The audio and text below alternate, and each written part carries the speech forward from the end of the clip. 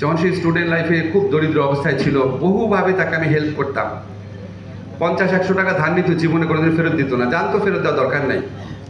সে আমাকে গর্ব করে বলতেছে এরকম, সে গুলশানে বাড়ি কিনছে, বাড়ি উদ্বোধন করবে, আমি যেন আসি। তা বললো, তুই কত টাকা বেতন পাস, তুই বাড়ি গুলশানে বাড়ি কিনলি কীভাবে? তারপরে সে খুবই বিরক্ত হয়ে একটু ফোন টোন রেখে দিল। এগুলি কিন্তু খারাপ ঘটনা বলছি। আমার বহু বন্ধু আছে অসাধারণ সৎ জীবনযাপন করেছে, কিন্তু আমি বললাম যে সে যে আমাকে গর্ব করে কথাটা বলছে, কোনো লজ্জা নাই, আনন্দের সাথে বলছে, এগুলি কি ইন্ডিকেট করতো? আমাকে নিয়ে যে সাংবাদিকরা যারা আপনার অকথ্য বড়লোক পরে হয়েছে, তারা যে হাসাহাসি করতো আমার ভাঙাচোরা গাড়ি দেখে, কেন করতো? কারণ এই যে আমাদের ইফতেখার বললো, দুর্নীতি এই সমাজে একসেপ্টেড নর্মে পরিণত হয়েছিল।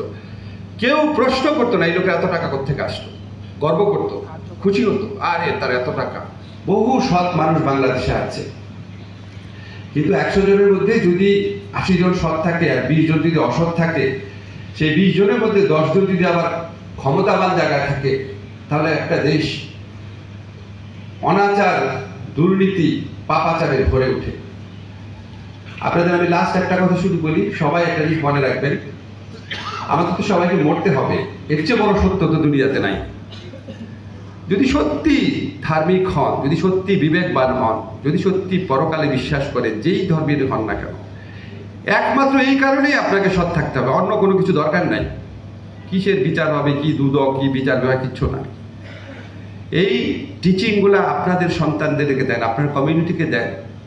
আমি তো আমার মসজিদে ইমামকে বলতাম যে ভাই আপনি কখনো বলেন না কেন যে আপনারা যারা অসৎভাবে আর টাকা উপার্জন করলে আপনার নামাজি কবুল হবে না?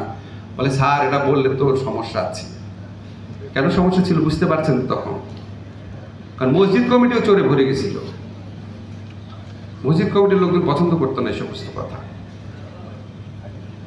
এখন তো সময়টা বদলেছে, আমাদের তরুণরা নিজের বুকের রক্ত দিয়ে একটা নতুন সময় এনে দিয়েছে। আমাদের এখানে যারা আছেন ম্যাক্সিমাম আমি দেখতে পাচ্ছি আমার বা আমার কাছাকাছি বয়সী, আমরা হচ্ছে বৃদ্ধ প্রজন্ম, অনেক পাপ আমরা করেছি। আমাদের তরুণরা নিজেদের রক্ত দিয়ে আমাদের জন্য একটা নতুন সময় এনে দিয়েছে। আসেন আমরা তাদের থেকে শিখি, তাদের প্রত্যাশার প্রতি শ্রদ্ধাবান থাকি, এবং অন্তত নিজের জায়গা থেকে যতটা ভালো কাজ করা যায় করি। এই সরকার থাকবে না, একসময় পলিটিক্যাল সরকার থাকবে, পলিটিক্যাল চাপ থাকলে যতটা পারা যায় সেটাকে এড়ানোর চেষ্টা করি।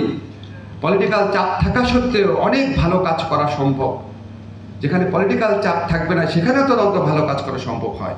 সেই সমস্ত জায়গায় যেন একটা অন্যায় না করি, এই প্রত্যয় আমাদের থাকুক। তাহলেই আমাদের এই জুলাই যে গণ অভ্যুত্থান আছে, তাহলেই যে আমাদের ৭১-এর মুক্তিযুদ্ধ আছে, সেটার প্রতি সত্যিকারের শ্রদ্ধা জানানো হবে।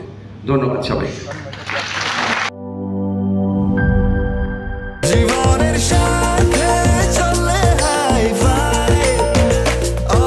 স্বাস্থ্যকর অল টাইম, সব সময় অল টাইম হেলদি লাইফ।